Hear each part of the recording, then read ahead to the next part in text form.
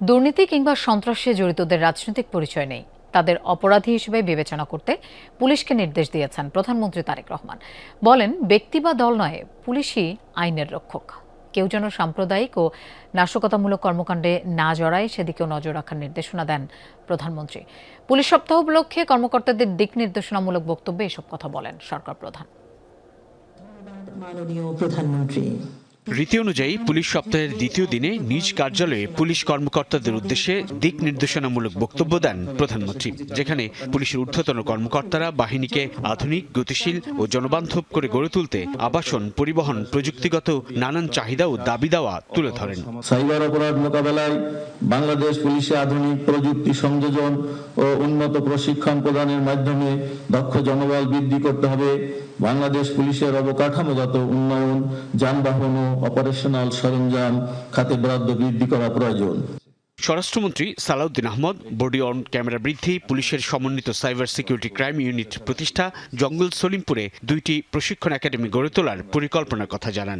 অপরাধ কার্যক্রম বন্ধ করতে গেলে বা কমাতে গেলে বা প্রসিকিউশন টিমকে সহযোগিতা করতে গেলে তদন্ত কার্যক্রম যাতে সুষ্ঠুরূপে পরিচালিত হয়, সেজন্য আপনারা কৌশলে যা যা করতে হয় সেরকম মানবাধিকারকে সমুন্নত রেখে সকল কার্যক্রম চালান।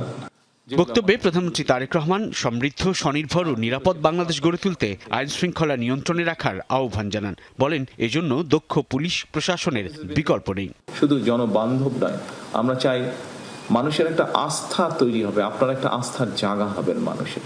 আপনাদের যে রেসপন্সটা থাকে সেটার উপরেই কিন্তু অ্যাকচুয়ালি মানুষ প্রথমেই ধরে নেয় যে আচ্ছা সরকারটা কেমন। সুতরাং পুলিশ প্রশাসন সফল হতে কার্যত সেটা সরকারের সফল হতে হিসাবেই বিবেচিত হয়। কেউ যেন সাম্প্রদায়িক সম্প্রীতি কিংবা কোন রকমের নাশকতামূলক কার্যক্রমে লিপ্ত হতে না পারে, এটিও কিন্তু আমাদের সকলকে মনে রাখতে হবে।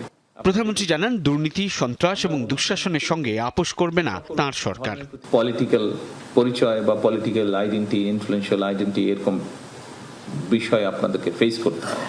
আমি পরিষ্কারভাবে আপনাদের সামনে আজকের এই অনুষ্ঠানে বলতে চাই যে দুর্নীতি, সন্ত্রাস নিয়নে ব্যক্তির রাজনৈতিক পরিচয় নয়।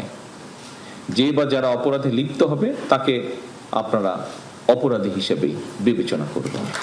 পর্যায়ক্রমে বাহিনীর বিভিন্ন দাবি পূরণের আশ্বাসের পাশাপাশি পুলিশকে অর্থ সাশ্রয়ের আহ্বানও জানান প্রধানমন্ত্রী।